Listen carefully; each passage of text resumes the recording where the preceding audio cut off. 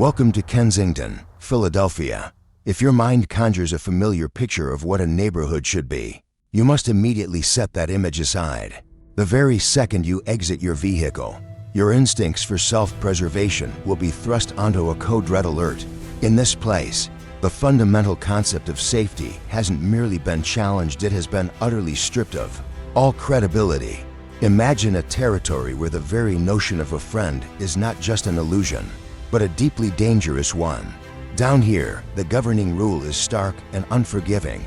The instant you close your eyes, the moment you allow your guard to drop for even a single heartbeat, your personal possessions are no longer yours. This is far from a community in any conventional sense. It is a high-stakes arena of raw survival, where the foundational social contract hasn't just been fractured, it has been reduced to ashes for a transaction as meager as $5. Welcome to Homeless US. We are immersing you in the absolute epicenter of a policy failure so profound and devastating that it has transformed the very sidewalks of a major American city into an overt biological hazard zone. We aren't simply discussing a housing crisis or a localized health emergency. What we are witnessing is the chilling dawn of the high-potency chemical compounds, lethal cocktails that have systematically reduced human beings to states of profound physical instability, leaving them staggering through the streets with vacant, glazed eyes, contorting their bodies into unnatural and disturbing poses. Why in this place is a human life demonstrably cheaper than a single hit of a laced sedative? Why have the intersections of Lehigh and Allegheny become tragically synonymous with a death market, where the wail of sirens seems to echo without end? In this uncompromising 50-minute special, we are committed to exfiltrating the unvarnished truth from Kensington. We will meticulously examine the Tranq-era fallout, the horrifying, severe necrotic health crises that literally expose bone to the elements. While the established system continues to avert its gaze, we will dive deep into the brutal tactical reality of the street economy, an environment where predators and criminal crews operate with hyper-vigilant intensity, and where any attempt to document the truth can be met with swift, blunt force. We will focus on the most heartbreaking and brutal collateral damage of all: the children. Imagine a 9-year-old's morning walk to school, where their essential commute requires them to identify discarded medical waste before they even master their multiplication tables. We will bear witness to the catastrophic fracture of the medical infrastructure, a place where nurses are forced to perform battlefield triage on a routine Friday night, and where standard, once reliable life-saving measures are becoming virtually useless against the onslaught of potent new veterinary tranquilizers. But beyond the immediate horror, we will also pose the uncomfortable, hard questions about the political theater surrounding this crisis. Is the city genuinely engaged in saving lives, or is it merely funding what effectively amounts to a state-sanctioned hospice? Is Kensington being deliberately sacrificed, systematically contained and abandoned, so that the rest of Philadelphia can continue to function unimpeded? Do not look away. What you are about to encounter is not merely a report, it is a profound warning. It represents a real-time stress test for every major American metropolis, a stark demonstration of what happens when a street-level crisis is left unchecked. Because such a crisis does not remain confined to the streets, it relentlessly metastasizes. The urgent descent into these badlands commences right now.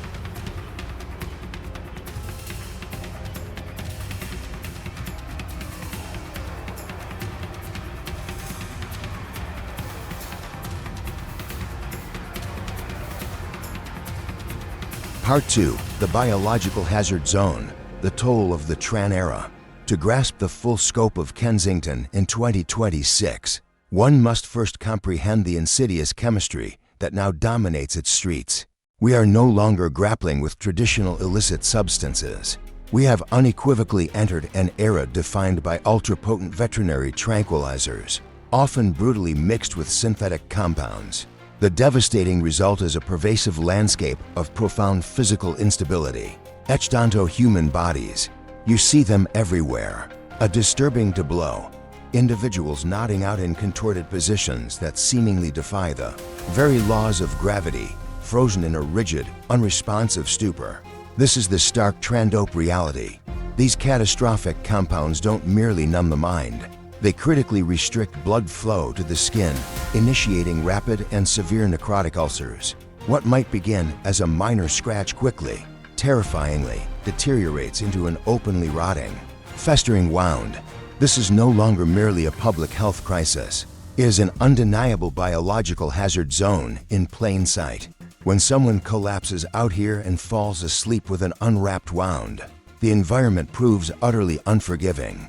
Rats, rampant infection, and the relentless creep of decay are the constant, grim companions of those ensnared in this brutal cycle.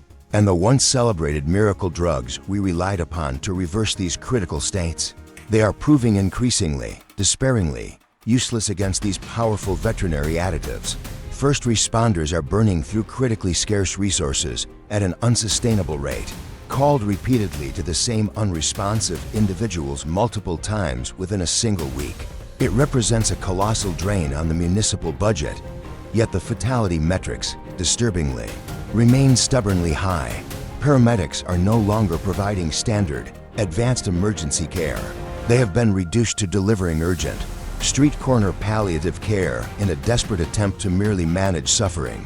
What happens then when the frontline antidote designed to save lives no longer works? The entire system fractures. Surgical wards are overwhelmed, straining under the sheer volume of preventable amputations.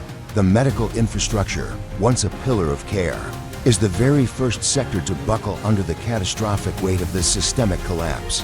It is, quite literally, a battlefield triage unfolding in broad daylight, right in the heart of a residential zip code.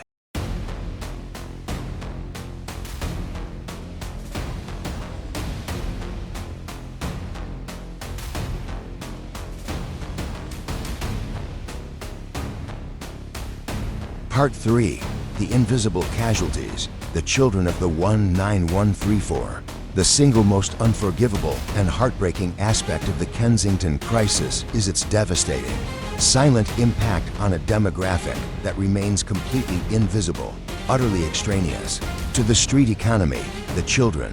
For a child residing in the 19,134 zip code, the seemingly innocuous morning walk to elementary school transforms into a tactical navigation through a perilous minefield. They are compelled to learn to identify the bright orange caps of discarded syringes as a foundational survival skill. They must carefully step around adults locked in profound chemical trances, simply to pass through the school gates. This relentless, pervasive exposure to extreme public decay is not just a daily ordeal. It is actively conditioning an entire generation to accept this horrific reality as the normal, expected baseline of daily life.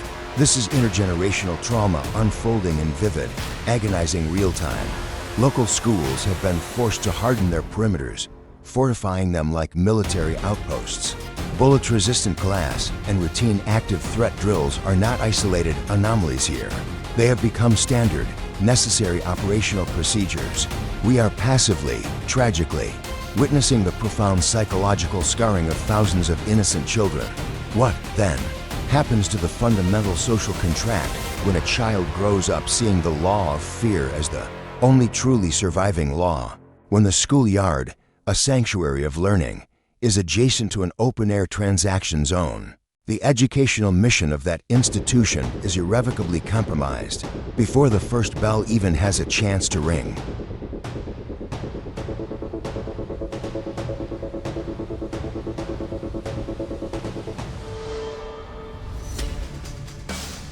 Part 4. The Ghost Town Economy, Commerce Under Siege. Kensington, in its present, desolate state, functions eerily like a ghost town perpetually under a state of siege. Historically, small businesses have always been the vital lifeblood of any functional community they serve as, the crucial anchors of stability and local pride.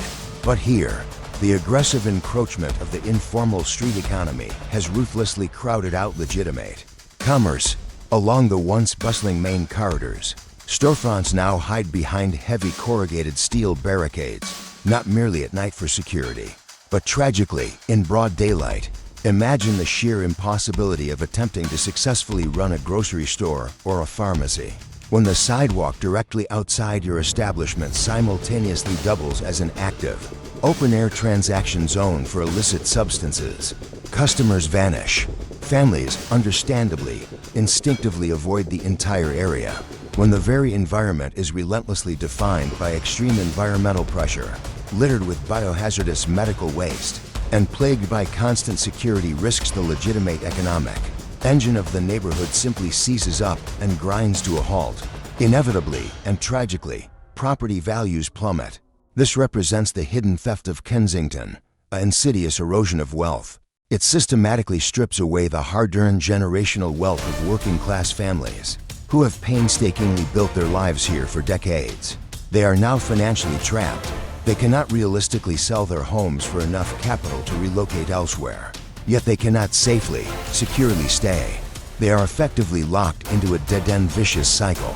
Even the critical public transit arteries, such as the Market Frankfurt line affectionately known locally as the L, are suffering from a profound infrastructure fracture. This vital commuter train, once the economic heartbeat of the entire region, is now frequently disrupted by the direct fallout of the street crisis. Transit workers are routinely forced to clear biohazardous waste and manage unresponsive individuals directly within the stations on a daily basis. When the working class cannot safely and reliably commute to their jobs, the entire zip code becomes economically paralyzed. This isn't merely a localized neighborhood problem. It represents a systemic blockage, a major impediment to the city's broader productivity.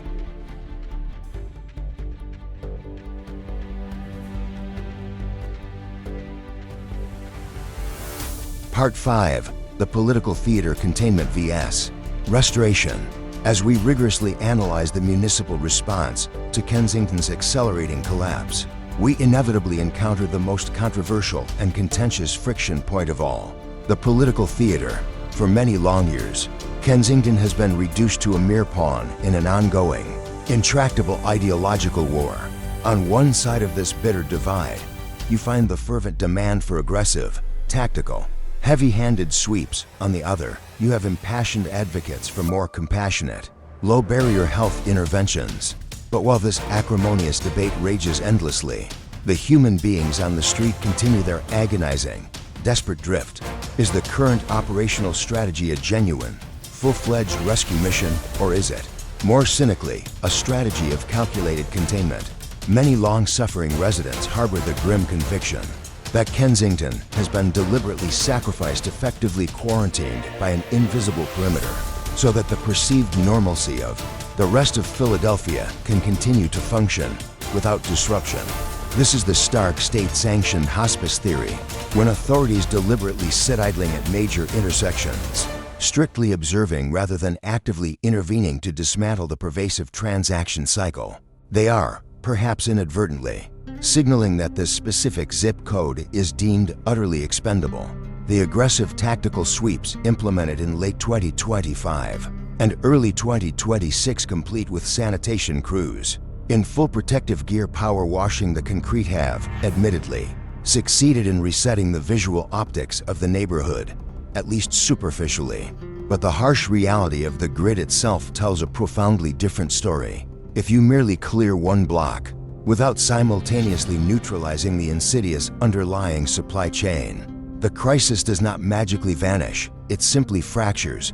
It then decentralizes, bleeding into previously stable side streets and quiet alleyways, making the security risks exponentially more unpredictable and pervasive for the innocent families living there.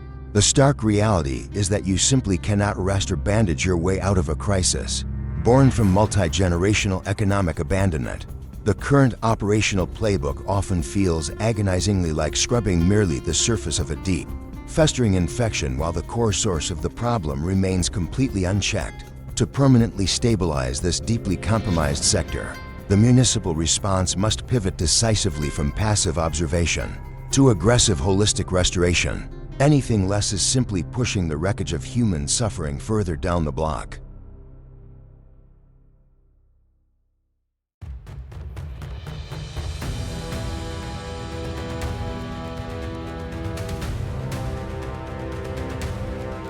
Part 6. The Blueprint of Abandonment, a Planned Collapse.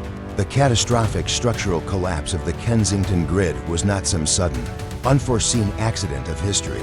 It was rather a calculated economic abandonment. You do not simply end up with the largest open-air illicit market on the entire eastern seaboard.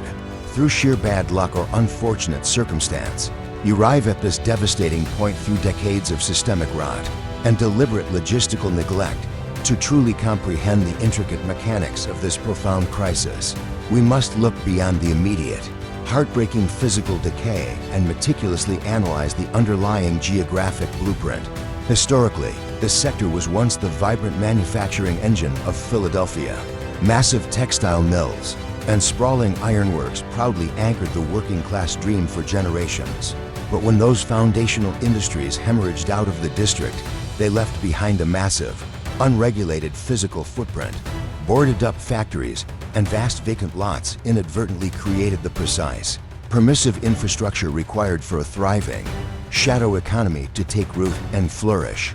When legitimate municipal investment systematically evaporates, illicit syndicates ruthlessly, efficiently fill the resulting vacuum. If you strip a neighborhood of its primary, sustaining industry and replace it with absolutely zero alternative infrastructure, you are not simply failing a community, you are, quite literally, engineering a permanent containment zone. Logistically speaking, Kensington represents a tactical goldmine for high-volume distribution. The L train acts as an unholy, high-speed conveyor belt for regional consumers, effectively transforming the area into an interstate transit hub for instability.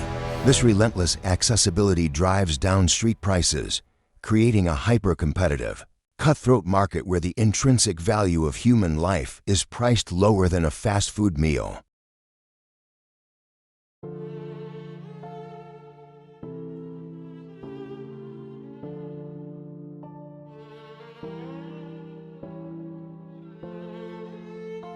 Part 7. The limits of power washing. Beyond the optics, the municipal response to Kensington's catastrophic collapse has, in recent times, notably shifted toward aggressive, highly localized containment strategies. We are now routinely seeing sanitation crews operating in full protective gear, diligently power washing the concrete, often flanked by a heavy, visible law enforcement presence. But the stark physical reality of the grid itself dictates an unforgiving, undeniable truth. What precisely happens when you forcibly clear a market without simultaneously neutralizing the pervasive, underlying supply chain that feeds it? The profound problem doesn't magically vanish, it simply fractures. It decentralizes, spreading insidiously into previously stable residential blocks, tragically transforming quiet, unassuming alleyways into temporary, desperate triage zones. Consequently, the various recovery models operating heroically on the ground have been compelled to drastically alter their survival metrics. Independent medical units are now resourcefully running mobile wound care clinics out of retrofitted vans, treating severe tissue damage directly on the curb in a desperate bid to prevent catastrophic outcomes. These dedicated teams are actively and tirelessly trying to physically stabilize a severely compromised population under brutally hostile conditions. Yet, this aggressive push for street clearance invariably creates a highly polarized tactical environment. Is bulldozing an encampment a genuine, lasting public safety victory, or is it merely an optical illusion, meticulously engineered for the benefit of anxious taxpayers seeking quick solutions? Simply displacing a volatile population without simultaneously securing mandatory, long-term rehabilitation infrastructure is unequivocally a catastrophic failure in urban management. You are essentially scrubbing away the visible decay on the surface while the internal, core infection remains completely, dangerously unchecked.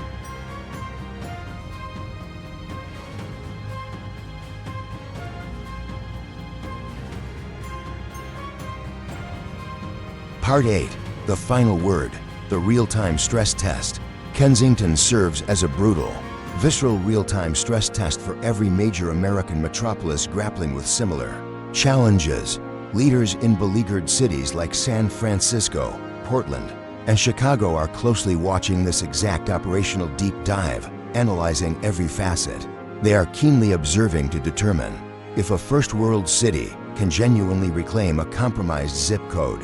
or if this current state of profound decay is, in fact, the inevitable future for any urban center that tragically loses control of its vital street economy. The stark signals emanating from the future are unequivocally clear. Permanently stabilizing this critically compromised sector requires a ruthless, highly coordinated combination of unyielding law enforcement and massive, localized medical and comprehensive economic intervention. Anything less than this holistic approach is merely akin to pushing the wreckage of human suffering further down the block, perpetuating the cycle. But underneath the crippling weight of this pervasive crisis, the original, stubborn pulse of the neighborhood adamantly refuses to flatline. Reclaiming this grid is not an impossible tactical objective. It is strictly a metric of political will and logistical fortitude. The original community, the resilient families living behind the fortified steel barricades, are still there, still holding on, patiently waiting for a rescue operation that truly, definitively arrives. Thank you for joining us on Homeless US. Your heightened awareness is the crucial first step toward finally breaking this deeply entrenched cycle of neglect. If this intensive deep dive into Kensington has profoundly changed the way you perceive the American street crisis, please consider liking and subscribing. We are committed to continuing to bring you the unfiltered, raw reality of our cities, one block at a time. What truly happens when we collectively decide that a neighborhood is no longer expendable? Let's engage in a vital conversation about it in the comments section below. Until next time, stay vigilant and dedicate yourselves to keeping the heart of the community alive. This is Homeless US.